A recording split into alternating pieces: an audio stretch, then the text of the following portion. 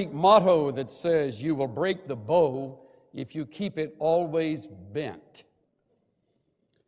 I speak today to you about a killer emotion, and it's the kind of thing that we, for some reason, excuse and even put off as if it isn't really all that significant, though it is the one emotion that will choke the word and make it unfruitful.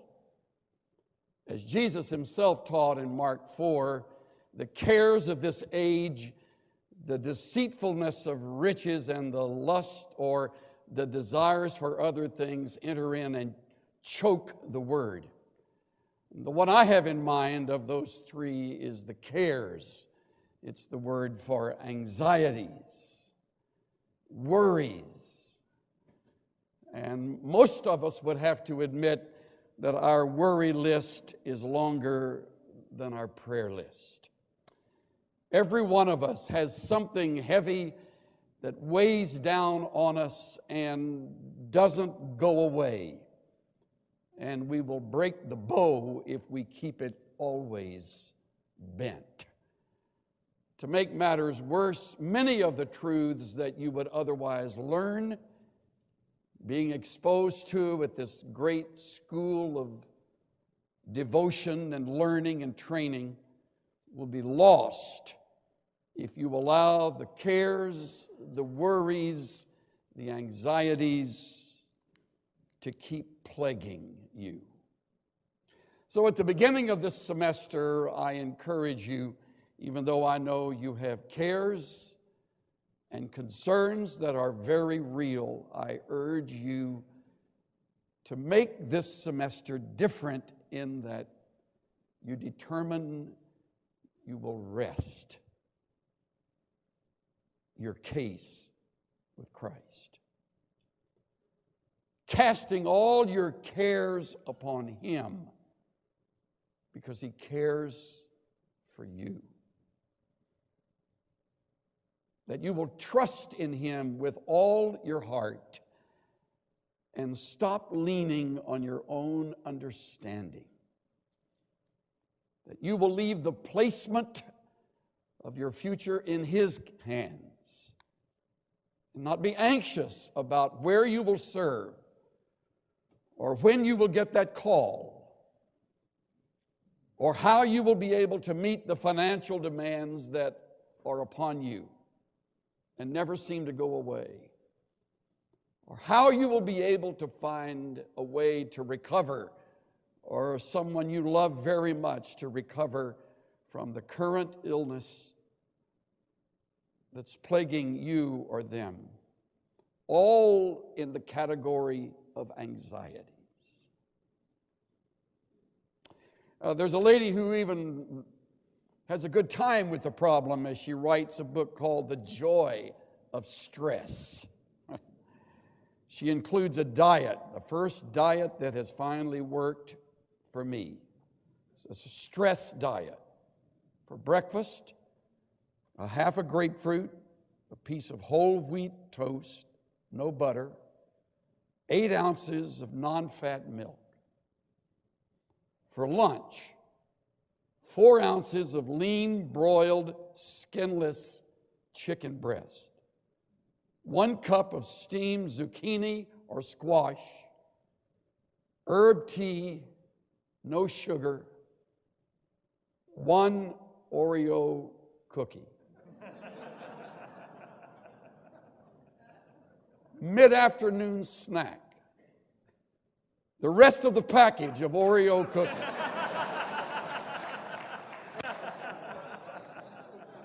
A quart of Rocky Road ice cream, a jar of hot fudge, dinner, 2 loaves of garlic bread smothered in butter on both sides, large pepperoni mushroom pizza, double cheese, thick crust, large pitcher of root beer, 3 Milky Way candy bars, an entire frozen cheesecake eaten directly from the freezer. I'll never forget, years ago, I was going to watch the sports center after all the kids had gone to bed, and I was alone in the family room, just me and a glass of tea and television, and sitting there in my PJs, ready for that wonderful Sunday night sportscast. And I thought, well, there's a little ice cream in a freezer. I remember the kids getting it yesterday, and so I went over and pulled it out. It was an entire half-gallon. And I thought, well, all the other spoons are dirty. I get a big soup spoon to eat this with. So I thought I'll just shave off a little. And about a third of the way down, I thought, man, I gotta quit this. But then a newscaster came on with a whole group of NFL teams, and I was now about halfway through this. At the end, I finished the entire half-gallon, and I put the rest in a microwave and drank the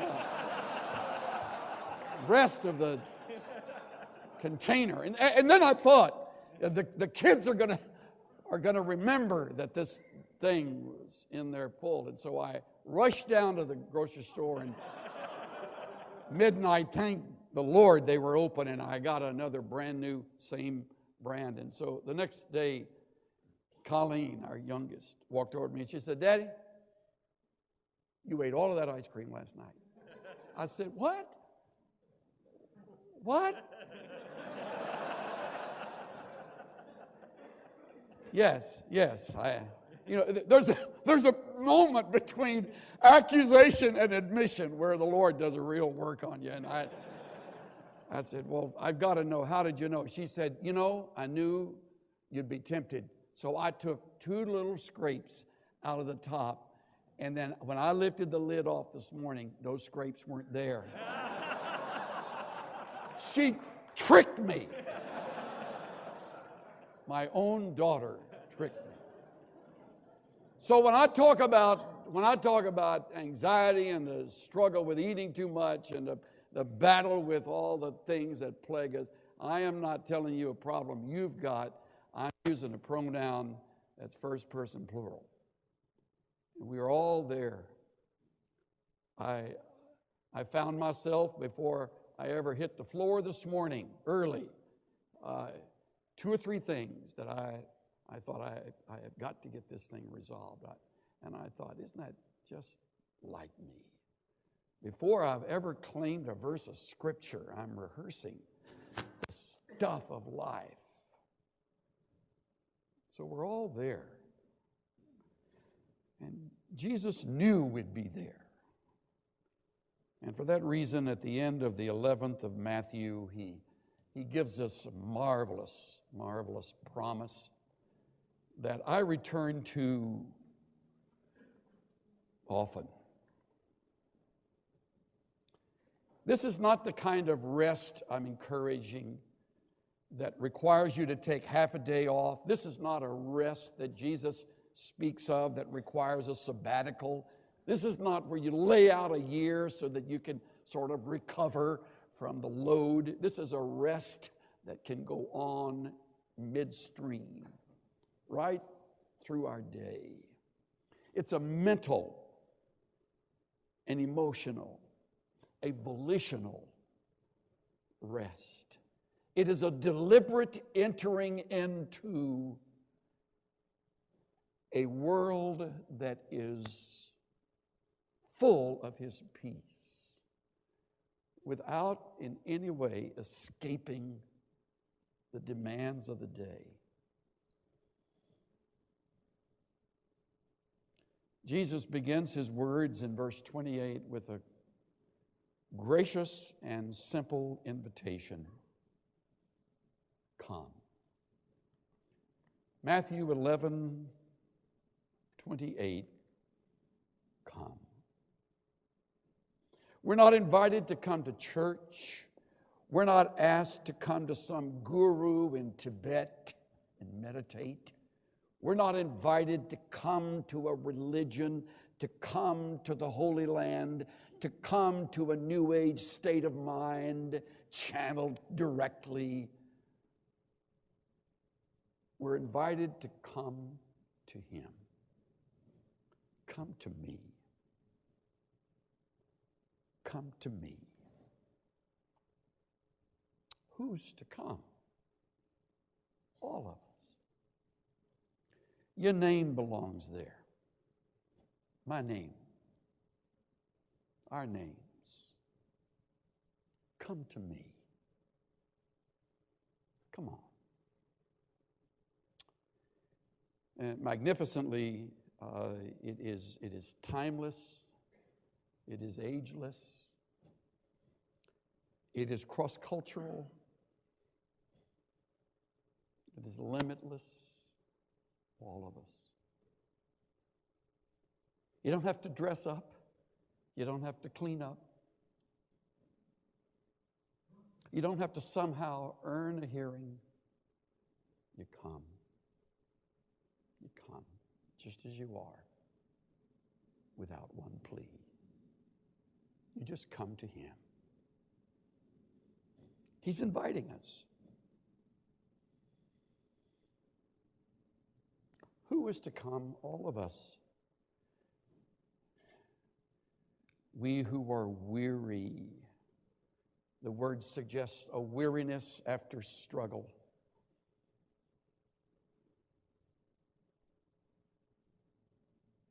Last Christmas Eve, we held, I forget how many Christmas Eve services we had, maybe two. And in the second one, there's a little more time after the meeting, and a lot of folks lingered. And one hollow-eyed couple waited toward the end and walked up and sort of threw their arms around me. And I remembered as I saw their faces, the history that we have with them. Their son is in prison. He'll be there 3 more years before he'll be even up for pardon. These are good people. But they live constantly in the anxiety of their boy behind bars. He deserves to be. Broke the law. And his crime required incarceration. It was fair, just, but it's harsh. And I could tell by the way Neil hung onto my arm. And even though he is probably 15 years younger than I felt him like sort of trembling. And I knew he'd been struggling. And I thanked him for being a faithful dad. And I thank Leah for being a wonderful mother. I told them that our hearts go out to Kevin, our youngest son, one of his best friends. And I said, we all feel so helpless. And his mother said, tears just running down her face. She said, I didn't want to do this, but she said, every time a Christmas comes, I remember it's another Christmas without Kevin. She said, it's all I could do to go on. That's weariness. Heavy laden is another word that appears. Jesus knew the words to use, didn't he? Weary and heavy laden. Come. Just come to me. Just put your arms around me. Fall back on me. Come to me, weary and heavy laden, and I'll give you rest. I'll give you a peace that can't be explained. I'll give you a relief that nothing you can find in a bottle or in a prescription will relieve you. I'll give you a hope that you can't manufacture. I'll give you rest. I'll help you cease from the churning.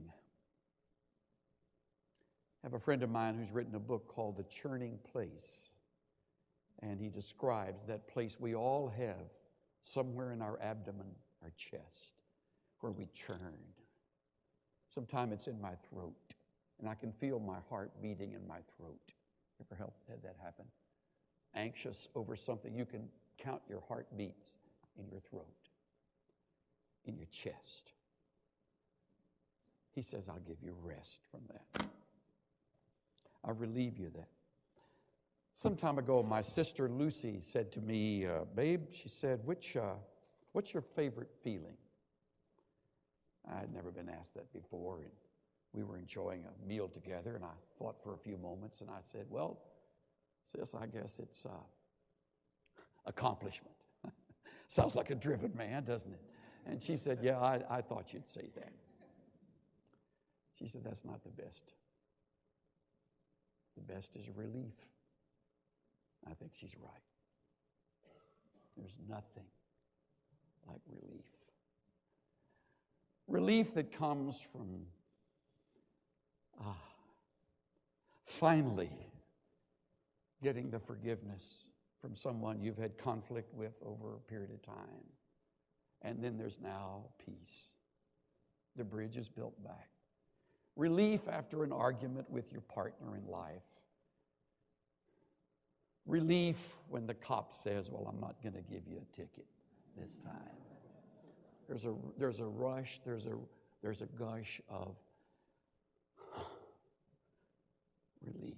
That's the thought behind this word. Rest, refreshment, relief. I'll give you rest. How does he do that? Well, the invitation leads to a little instruction. He tells us that there's something we are to do, and it'll have a great payoff. He says, take my yoke upon you. Now, that was a culture in which yokes were familiar to people. I can't remember, maybe the last time I saw oxen yoked together, I was on the island of Okinawa, and this old Japanese farmer was plowing his rice paddy with a couple of oxen yoked together. Jesus uses words familiar to people of his day, and a yoke was familiar in those days. One man writes this about him. The word easy in the Greek text means well-fitting. My yoke is easy. And probably wood. Ox yokes were made of, the ox was brought and the measurements were taken. The yoke was then roughed out, and the ox was brought back to have the yoke tried on. The yoke was carefully adjusted so it would fit well, not gall the neck of the patient beast. The yoke was tailor-made to fit the ox. There's an old legend that Jesus once made as a carpenter the best ox yokes in all of Galilee. And that from all over the country, people came to him to buy the best yokes that skill could make. In those days, as now, shops had their signs above the door. The old story goes, hanging outside the carpenter's shop in Nazareth, my yokes fit well.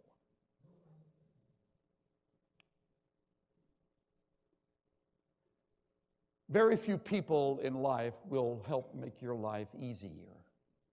I love it when Jethro came to Moses and urged him to delegate the load of work that he was living under. He said, Exodus 18, he said, son, it'll be easier for you. The people will benefit from it. Although how few people have ever come to me and said to me, as a result of doing this, it'd be easier. Oh, they come telling me how to do something faster or more efficiently or better. Jesus says, come to me and my rest will be well-fitting. My yoke will feel right. It'll make it easier. Usually yokes are made for two to pull together. and He is alongside us. And as we slip into His rest, we yoke up with Him.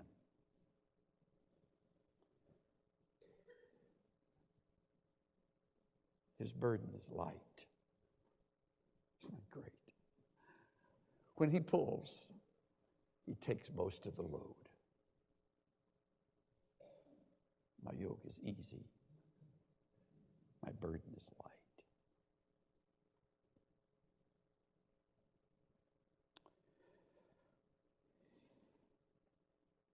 I don't know what version of the Bible you use, but the one I use is the New American Standard Version. And in this particular text, there's a change in font at the end of the 29th verse. If yours notes that, there's a reason. That means in the NASB that it's a quotation. And to my surprise, the quotation, "You will find rest for your souls," is tucked away in Jeremiah 6, from about verse 10 to about verse 16. In fact, the quote itself is verse 16, precisely. In the English, it's the same.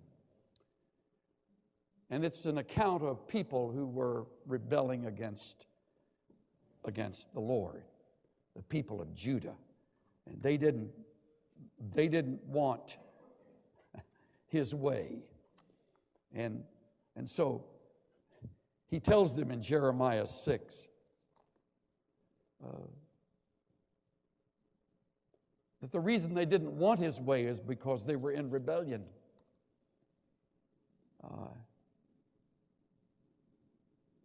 And so He speaks for the Lord, saying, "I'm full of the wrath of the Lord. I'm weary with holding it in. Pour it out on them in the street." And Jeremiah just unloads the truck of emotion. And he admits, from the least of them even to the greatest of them, they're greedy for gain. From the prophet even to the priest, everyone deals falsely. Imagine a life like that. And are they ashamed? They are not ashamed. In fact, there's a passage there's a statement here that says, they don't even know how to blush. And it occurred to me, I can't remember the last time I saw somebody blush. We're in a day in which there's no more blushing. There's no more sense of a sudden jolt of shame over a sin or a failure that I knew better. And it's in that context, He says, "Thus says the Lord, stand by the way and see, and ask for the ancient paths where the good way is, and walk in it." Verse 16 of Jeremiah 6, "You shall find rest for your souls." But they said, "We will not walk in it." You can say that. You can say that. Or you can say, I've heard enough today to know I've carried the load long enough. I can't hold up under it. There came a time in between my next to last and last semester when Cynthia and I took a trip to Houston. It was a cold January journey. And I remember we were leaving church that Sunday afternoon in Houston, and we were driving back to my folks' little home in East Houston. And on the way, the streets were icy, and a drunk driver never slowed as we began to cross a green light, and he ran a red light and crashed into our car and drove the engine over on the other side of the right front tire. And my side was crushed in, and our little boy, Kurt, was back in the days when there weren't seat belts. He was standing in the front seat and was thrown into the windshield and broke his jaw. Cynthia was thrown into the gear shift and was bruised and on her side. And we had already gone through a miscarriage, and she was pregnant with our baby. And our car was totaled. We were already at the peak of pressure trying to get finished through our years at seminary. And And they had been such great years, and yet so full of pressure. And I thought, this is the absolute end. You know.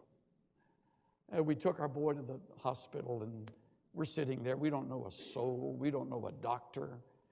My folks didn't even know it had happened. They went on to get the lunch ready, and so we're sitting there, and Kurt's jaw is off to the side.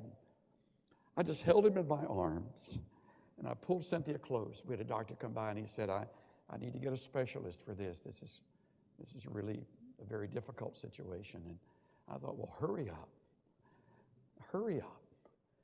And I prayed, and I looked down at our little Kurt, and his jaw was back.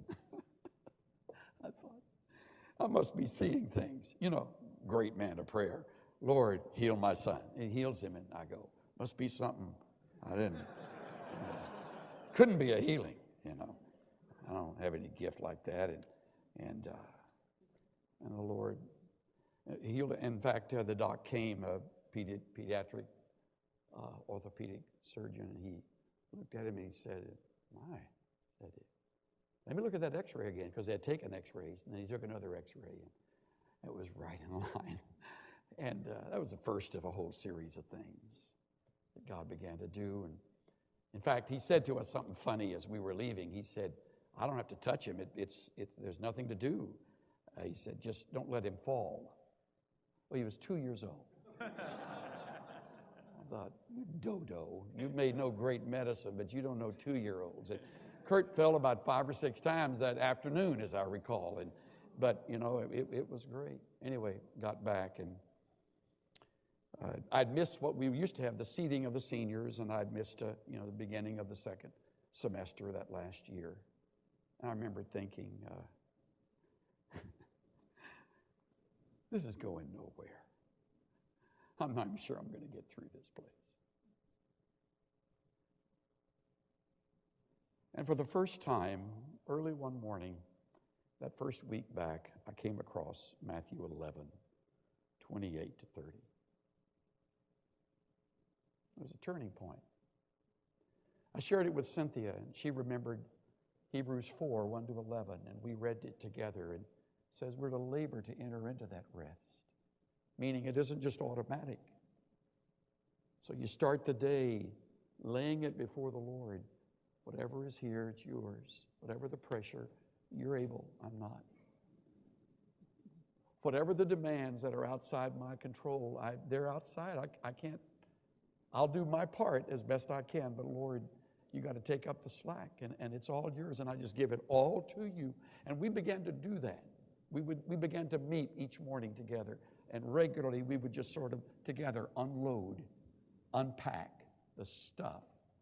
What a difference it made. That last semester at the beginning of ministry that began to unfold, and to my surprise and amazement, I thought that's the secret.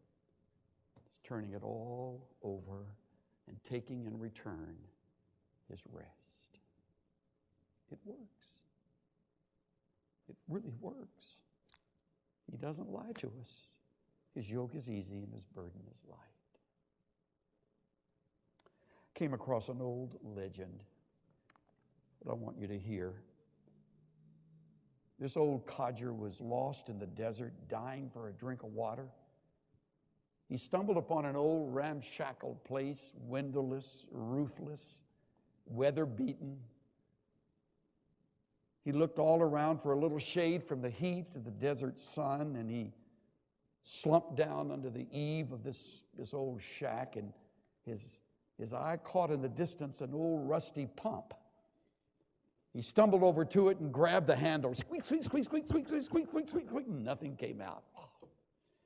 He turned to go sit back down. He saw a jug, an old jug sitting there. And he found this note on it, yellow with age. You have to prime the pump with all the water in the jug. Be sure you fill the jug again before you leave. He pulls the cork off, looks inside the jug, and there's old, stale, hot water. He's got a decision. There's enough in the jug to satisfy his thirst, But if he drinks that, he could get sick. Furthermore, he'll never know if there's something in the pump. So he's standing there in the dilemma and reluctantly decides to pour it all in the pump, just like it says. Squeak, squeak, squeak, squeak, squeak, nothing. And suddenly a little drop. And he pumps and pumps and pumps, and there more comes. And finally there's a gush of fresh, cool water that comes like a stream. And he washes himself, and he drinks from it, and he drinks from it, and he drinks from it. And then he puts a jug underneath it, and he fills it up with water. And he adds this to the note. Believe me, it really works. But you have to give it all away before you can get anything back.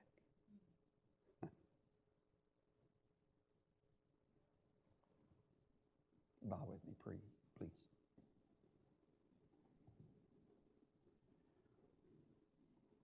I don't know what it is you have to give away. I don't know what it is that's just stolen your peace and turned seminary for you into one pressure point after another.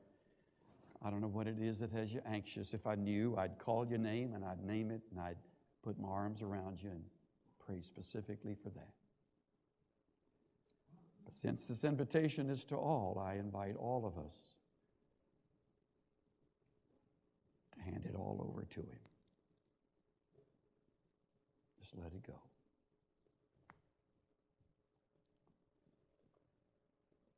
Let him take it. Trade all of those worries and all of that anxiety for his easy-fitting yoke and his light burden. Our Father, we thank you for your ministry to us in the quiet few moments of this chapel hour. Thank you for knowing who we are and where we are. Thank you for understanding our end from our beginning. Thank you for this path of faith that at times seems nothing but pressure and demands, until we come to a moment like this when we realize you've been there all the time. You understand. We love you for that. In fact, Father, we adore you. And we lay our lives before you.